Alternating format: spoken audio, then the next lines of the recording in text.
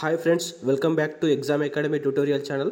First time channel visit చేస్తున్నట్లయితే subscribe the exam academy tutorial అండి.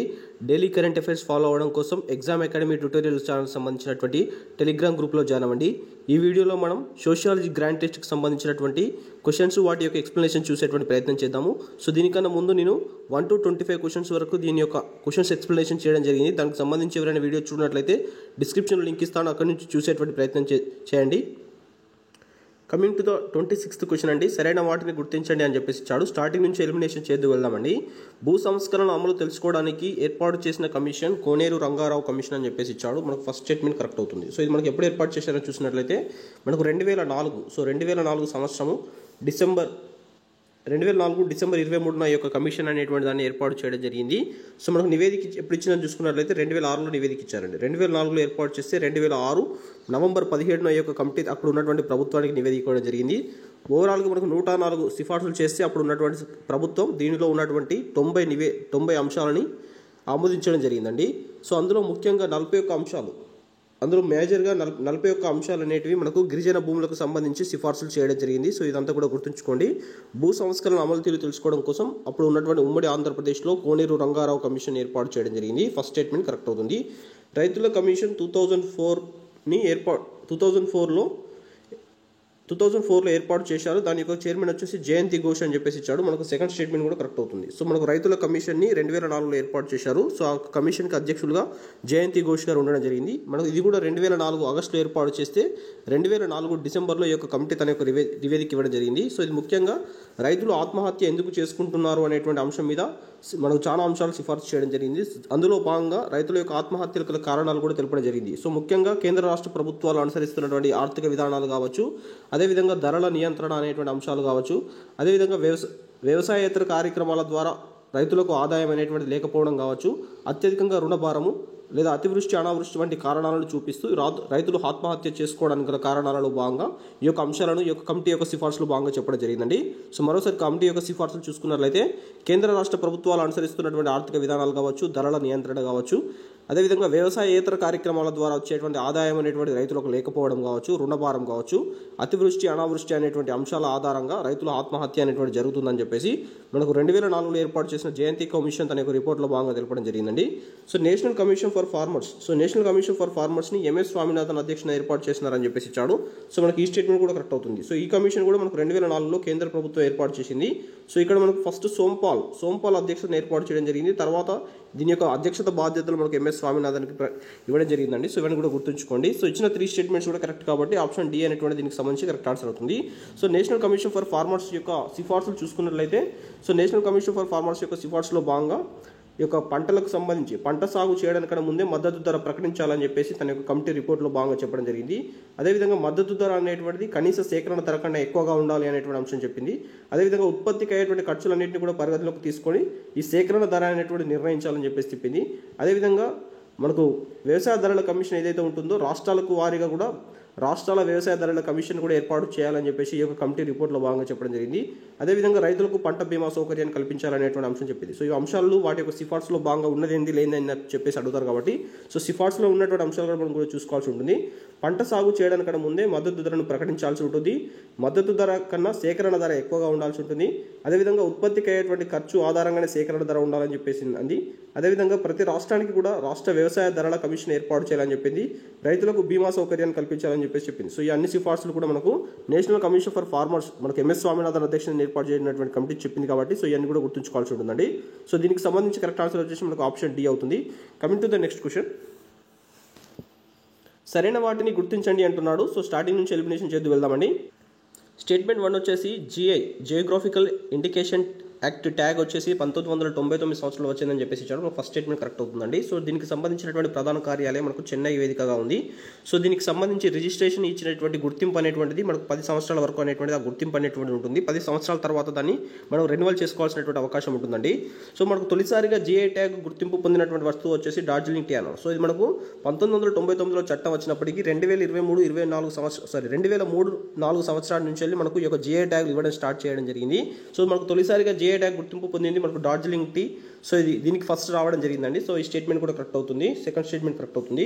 మనకు థర్డ్ స్టేట్మెంట్ చూసినట్లయితే తొలిసారిగా తెలంగాణలో జేఏ ట్యాగ్ గుర్తింపు పొందిన వస్తువు పోచంపల్లి ఇక్కత్ ఫ్యాబ్రిక్ అని చెప్పేసి ఇచ్చాడు. సో ఈ స్టేట్మెంట్ కూడా కరెక్ట్ అవుతుందండి. సో ఇది మనకు 2004-5 సంవత్సరానికి గాను తెలంగాణ ప్రాంతం నుంచి తొలిసారిగా ఒక జేఏ ట్యాగ్ గుర్తింపు పొందినటువంటి వస్తువు వచ్చేసి మనకు పోచంపల్లి ఇక్కత్ ఫ్యాబ్రిక్. సో ఇప్పటి వరకు తెలంగాణకు సంబంధించినటువంటి 17 రకాల వస్తువులకి మనకు జేఏ ట్యాగ్ రావడం జరిగింది. సో వాటికి సంబంధించి ఒకసారి చూద్దామండి.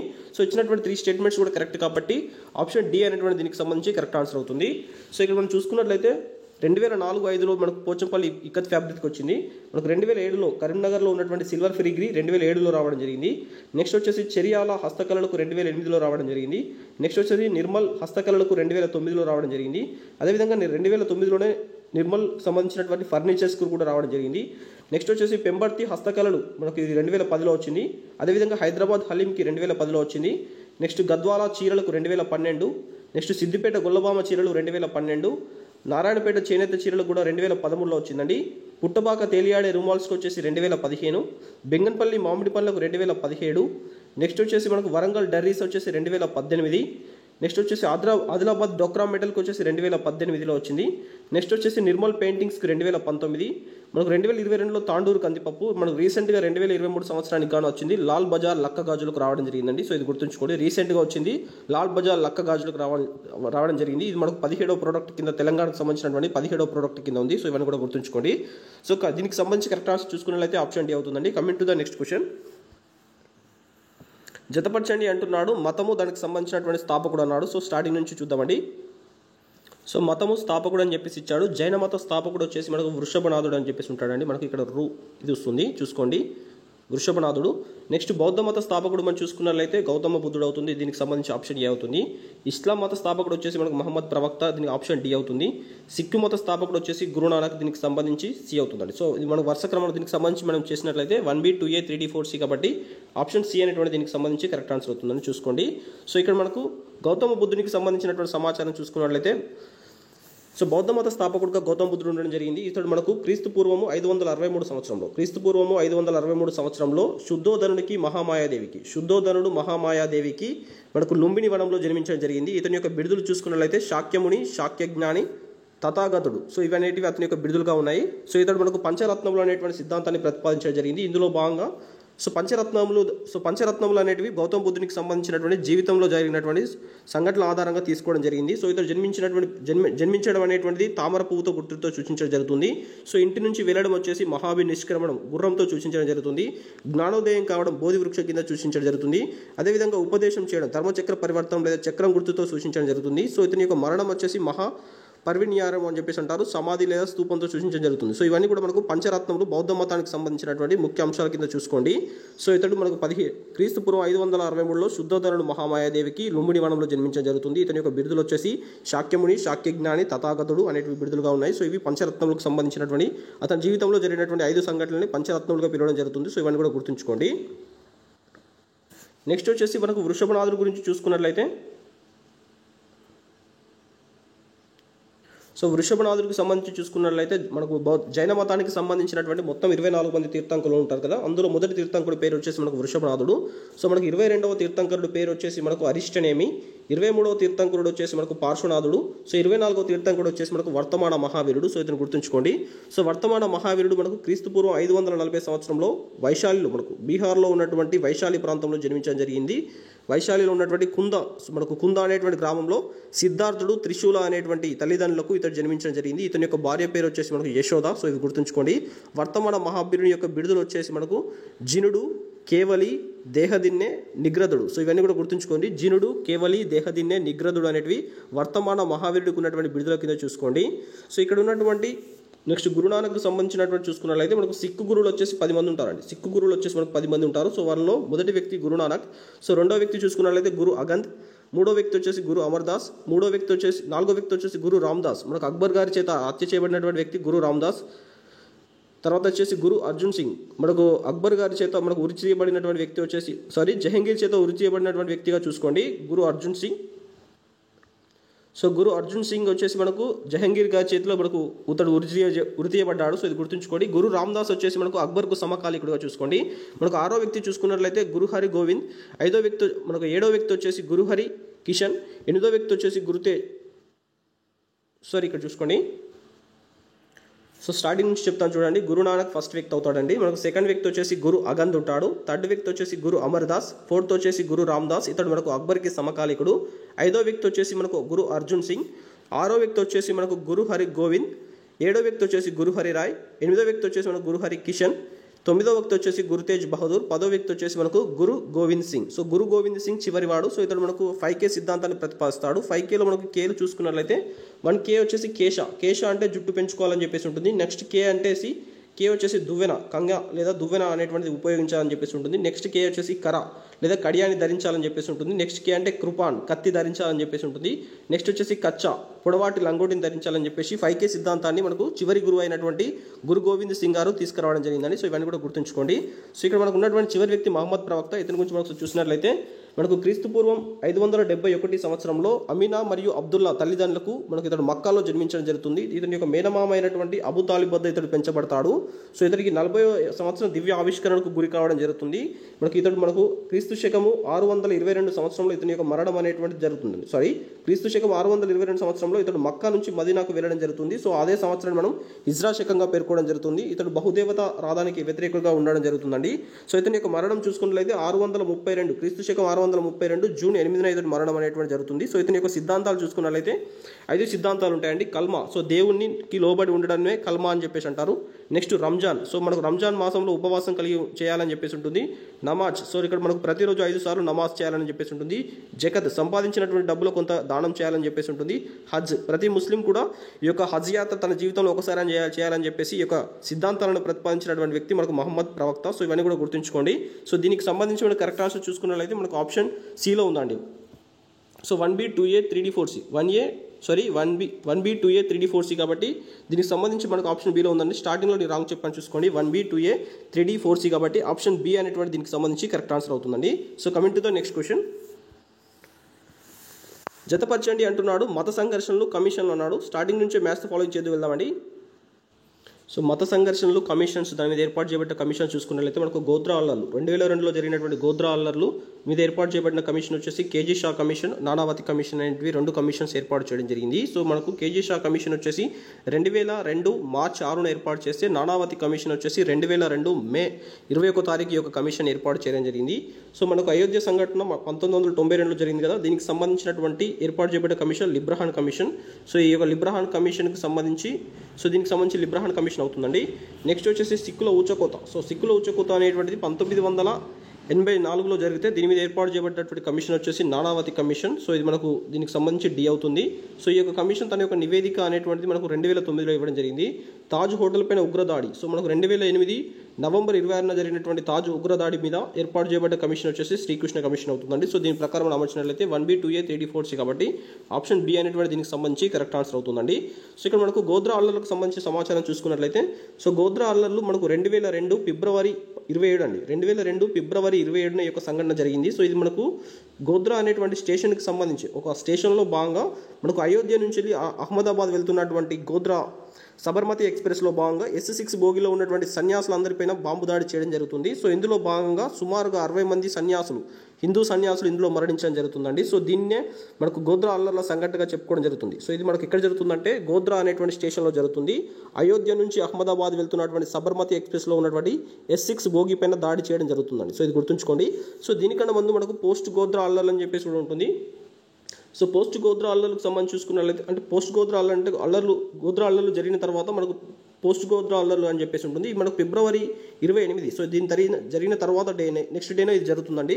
సో ఇది ఎక్కడ జరుగుతుందని చూసుకున్నట్లయితే మనకు నరోరా పాట్యాల గ్రామంలో ఇది LPG సిలిండర్లతో దాడి చేయడం జరుగుతుందండి. మనకు నరోరా పాట్యాల ప్రాంతంలో జరుగుతుంది. అదేవిధంగా మనకు ఫిబ్రవరి 28 నుండి గుల్బర్గా సొసైటీ మీద కూడా దాడి జరుగుతుంది. సో ఈ 2 సంఘటనలు గుర్తుంచుకోండి. నరోరా పాట్యాలలో జరిగినటువంటి LPG సిలిండర్లపై దాడి కావచ్చు, గుల్బర్గా సొసైటీ మీద దాడి కావచ్చు. సో ఇది 2 కూడా 2002 ఫిబ్రవరి 28వ తారీఖు జరుగుతుంది. సో 2002 మనకు మార్చి 1న మనకు బెస్ట్ బేకరీ కేసు మీద బెస్ట్ బేకరీ అనేటువంటి ప్రాంతంలో కూడా మనకు ఈ యొక్క దాడులు జరుగుతాయండి. ఇది కూడా గుర్తుంచుకోండి. మార్చి 1, 2002 సంవత్సరంలో జరుగుతుంది. సో ఇది కూడా గుర్తుంచుకోండి. బెస్ట్ బేకరీ కేసుగా గుర్తుపెట్టుకోండి.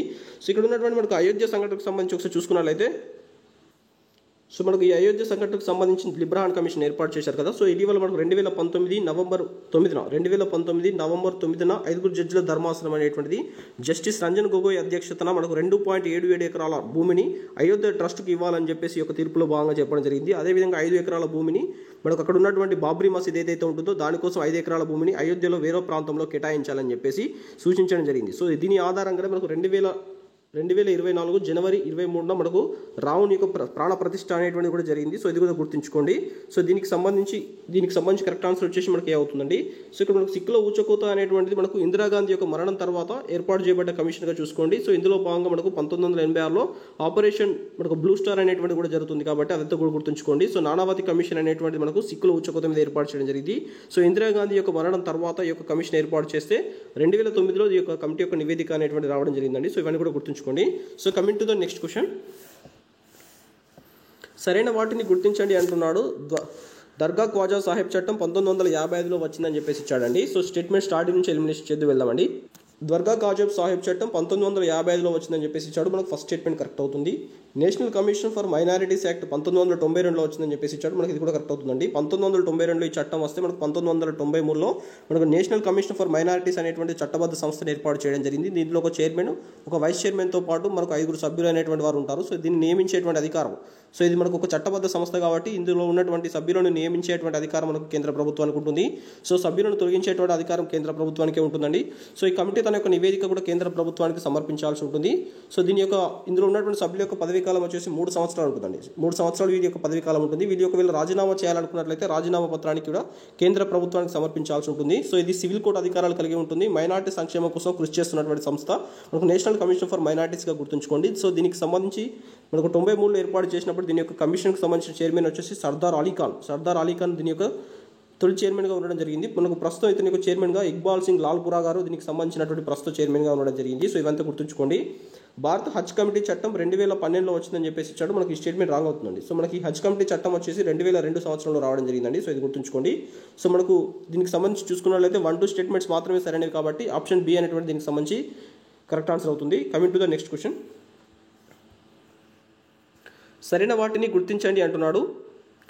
మనకు సవరించిన వికలాంగుల హక్కుల సంరక్షణ చట్టం 2016లో వచ్చిందని చెప్పేసి ఇచ్చాడు. మనకు ఫస్ట్ స్టేట్మెంట్ కరెక్ట్ అవుతుందండి. సో దీనిని 2016లో చట్టం వస్తే మనకు 2017 నుంచి దీని యొక్క అమలు అనేటువంటి జరగడం జరిగింది. సో దీని ప్రకారం మనకి ఏంటంటే మనకు ఓవరాల్గా ఉన్నటువంటి దీని ప్రకారం అంటే ఈ యొక్క చట్టం ప్రకారం మనకు ఈ చట్టం ప్రకారం మనకు 5% రిజర్వేషన్ అనేటువంటి విద్యా సంస్థల్లో కల్పించడం జరుగుతుంది. అదేవిధంగా మనకు 4% రిజర్వేషన్ వచ్చేసి మనకు ప్రభుత్వ ఉద్యోగాలలో మనకు దివ్యాంగులకు ఈ యొక్క అవకాశాన్ని కల్పించడం జరుగుతుందండి.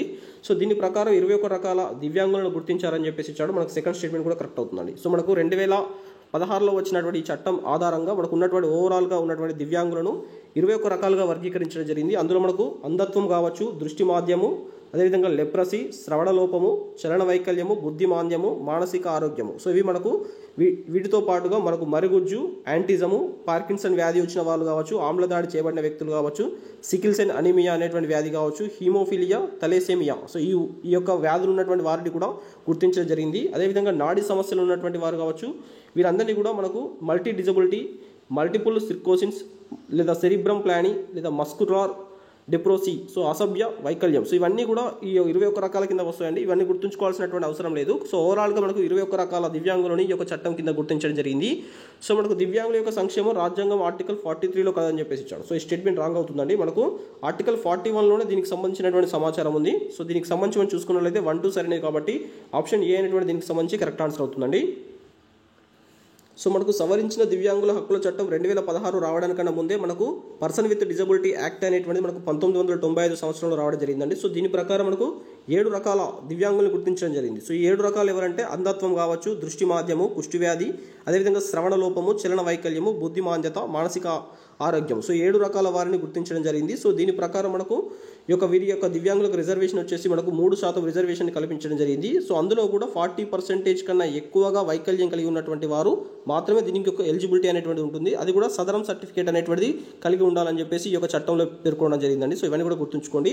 సో దివ్యాంగులు అనేటువంటి పదాన్ని తొలిసారిగా సూచించినటువంటి వ్యక్తి మనకు నరేంద్ర మోడీ.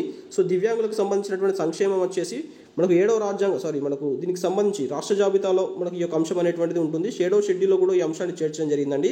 సో దివ్యాంగుల సంక్షేమాన్ని చూసుకునేటువంటి శాఖ వచ్చేసి కేంద్ర సామాజిక న్యాయ సాధికారత మంత్రిత్వ శాఖ అనేటువంటి దీనికి సంబంధించినటువంటి అంశాలను చూసుకుంటుందండి. సో ఇవన్నీ కూడా గుర్తుంచుకోండి. సో మనకు 1995లో వచ్చినటువంటి పర్సన్ విత్ డిజబిలిటీ యాక్ట్ కావచ్చు, సవరించిన వికలాంగుల సంరక్షణ చట్టం 2016 కావచ్చు, ఈ రెండు కూడా చాలా ఇంపార్టెంట్ అండి. సో దీనికి సంబంధించి మనం కరెక్ట్ ఆన్సర్ చూసుకున్నట్లయితే 1, 2 సరైనది కాబట్టి ఆప్షన్ ఏ అనేటువంటి దీనికి సంబంధించి కరెక్ట్ ఆన్సర్ అవుతుందండి. Coming to the next question. జతపరచండి అంటున్నాడు. దివ్యాంగుల సంస్థలు అవి ఉన్న ప్రదేశాలని చెప్పేసి ఇచ్చాడు. సో దీనికి సంబంధించి మ్యాథ్స్ తో ఫాలోయింగ్ చేసినట్లయితే సో మనకు NIVH అనేటువంటి సంస్థ మనకు national institution for visually handicapped అనేటువంటి సంస్థ 1979లో డెహ్రాడూన్లో ఏర్పాటు చేయడం జరిగింది. సో దీనికి సంబంధించి బి అవుతుందండి. NIOH సో దీనికి సంబంధించి చూసుకున్నట్లయితే national institution of orthopaedically handicapped 1978 సంవత్సరంలో మనకు కోల్కతా వేదికగా ఏర్పాటు చేయడం జరిగింది.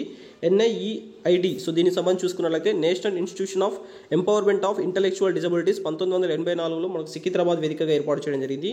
NIEMPD సో దీనికి సంబంధించి చూసుకున్నట్లయితే national institution of empowerment of person with multiple disability 2005లో మనకు చెన్నై వేదికగా ఏర్పాటు చేయడం జరిగిందండి. సో దీనికి సంబంధించి మనం చూసుకున్నట్లయితే 1B, 2A, 3D, 4C కాబట్టి ఆప్షన్ బి అనేటువంటి దీనికి సంబంధించి కరెక్ట్ ఆన్సర్ అవుతుంది. సో దీంతో పాటుగా మనకు artificial lumps manufacturing corporation of India అనేటువంటిది కాన్పూర్లో ఉంది. అదేవిధంగా all India institution of speech and hearing వచ్చేసి మైసూర్లో ఉంది. సో ఈ యొక్క సంస్థలు గుర్తుంచుకోండి. సో ఇక్కడ నుంచి ఒకసారి మనకు గ్రూప్ 1 ప్రిలిమ్స్లో క్వశ్చన్ అనేటువంటి రావడం జరిగిందండి. సో ఇది చూసుకోండి. సో దీంతో పాటుగా మనకు డిజబుల్స్కి సంబంధించినటువంటి కొన్ని ఇంపార్టెంట్స్ చూసుకున్నట్లయితే మనకు డిసెంబర్ 3ని మనం అంతర్జాతీయ దివ్యాంగుల దినోత్సవంగా జరుపుతారండి. మనకు జనవరి 4వ తారీఖు వచ్చేసి మనకు బ్రెయిలీ దినోత్సవంగా జరుపుతారు. నెక్స్ట్ వచ్చేసి ఏప్రిల్ 2 వచ్చేసి మనకు యాంటిజం దినోత్సవంగా జరుపుతారు. నెక్స్ట్ వచ్చేసి మనకు సెప్టెంబర్ 28ని మనం మూగవారి దినోత్సవంగా జరుపుతారు. సో మనకు 1981 అంతర్జాతీయ దివ్యాంగుల సంవత్సరంగా గుర్తించడం జరిగింది. సో 1983 నుంచి 1992 అంతర్జాతీయ దివ్యాంగుల దశాబ్దంగా గుర్తించడం జరిగింది. సో ఇవన్నీ పాయింట్స్ కూడా గుర్తుంచుకోండి. అదేవిధంగా మనకు చెవిటివారి దినోత్సవం వచ్చేసి మనకు సెప్టెంబర్ 24న జరుపుతారు. సో ఇవన్నీ కూడా గుర్తుంచుకోండి. So coming to the next question. సరైన వాటిని గుర్తించండి అంటున్నాడు. సో స్టేట్మెంట్ 1లో వచ్చేసి 2019 మనకు అక్టోబర్ 31న జమ్మూ కాశ్మీర్కి సంబంధించి పునర్వ్యవస్థీకరణ చట్టం అమల్లోకి వచ్చిందని చెప్పేసి ఇచ్చాడు. సో ఈ స్టేట్మెంట్ కరెక్ట్ అవుతుందండి. మనకు సర్దార్ వల్లభాయ్ జయంతి సందర్భంగా 2019 అక్టోబర్ 31న మనకు జమ్మూ కాశ్మీర్కి సంబంధించినటువంటి పునర్వ్యవస్థీకరణ చట్టం మనకు అమల్లోకి రావడం జరిగింది. సో ఇందులో భాగంగా జమ్మూ కాశ్మీర్ రాష్ట్రాన్ని 2 కేంద్రపాలిత ప్రాంతాలు జమ్మూ కాశ్మీర్ ఒకటి, లడక్ అనేటువంటి 2 కేంద్రపాలిత ప్రాంతాలుగా విభజిస్తూ మనకు చట్టం తీసుకురావడం జరిగింది. సో 2020 జనవరి 26 అని చెప్పేసి తీసుకోండి. ఇక్కడ జనవరి 26న దాద్రా నగర్ హవేలీ, డయ్యూ డామన్లను కలిపి ఒకే కేంద్రపాలిత ప్రాంతంగా ఏర్పాటు చేశారని చెప్పేసి ఇచ్చాడు. మనకు ఈ స్టేట్మెంట్ కూడా కరెక్ట్ అవుతుందండి.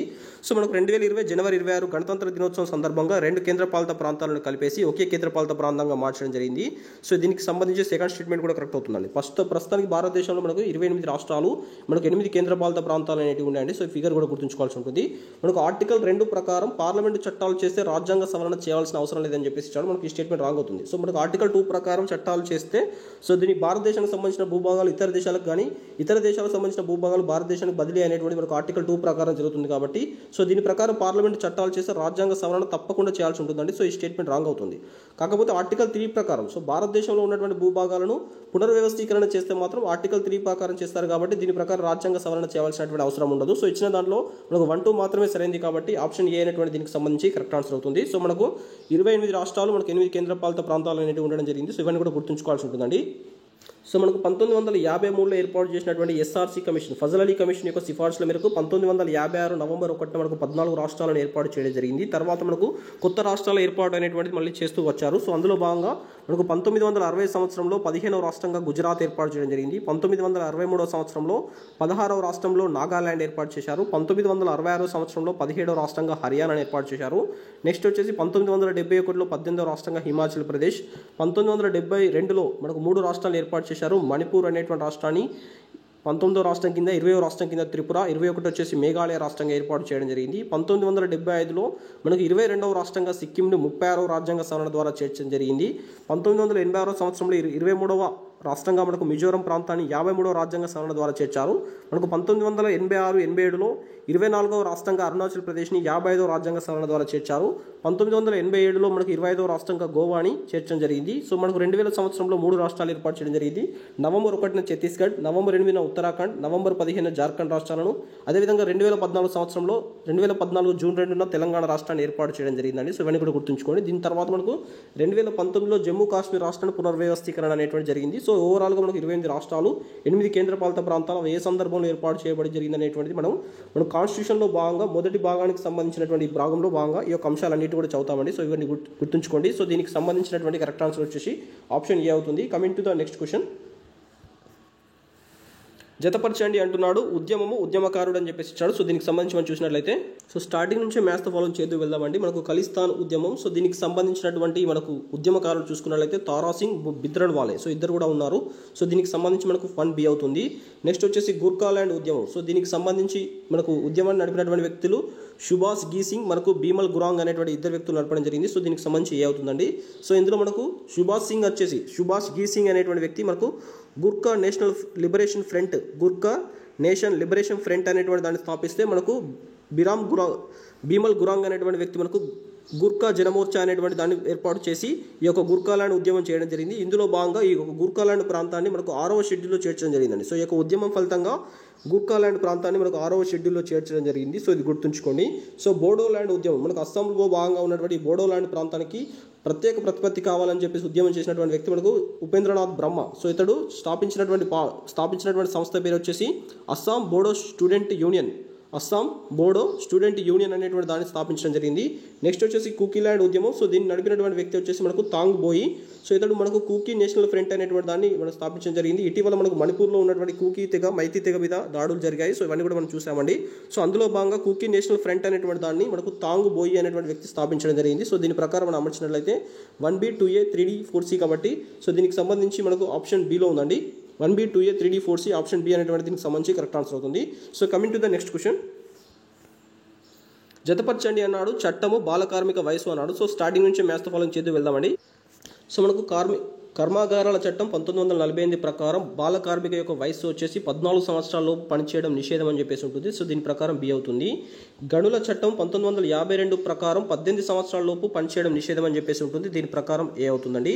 నెక్స్ట్ వచ్చేసి మోటారు రవాణా కార్మిక చట్టం 1961 సంవత్సరంలో రావడం జరిగింది. దీని ప్రకారం 15 సంవత్సరాలలోపు వారు పనిచేయడం నిషేధం అని ఉంటుంది. మనకు తోటల చట్టం వచ్చేసి దీని ప్రకారం 12 సంవత్సరాలలోపు వారు పనిచేయడం నిషేధం అని చెప్పేసి ఉంటుంది. సో దీని ప్రకారం మనం అమర్చినట్లయితే 1B 2A 3D 4C కాబట్టి ఆప్షన్ బి అనేటువంటి దీనికి సంబంధించి కరెక్ట్ ఆన్సర్ అవుతుంది. సో వీటితో పాటుగా మనకి ఇంటర్నేషనల్ లేబర్ ఆర్గనైజేషన్ సంస్థ ప్రకారం 18 సంవత్సరాల లోపు వారు పనిచేయడం నిషేధం అని చెప్పేసి ఉంటుంది.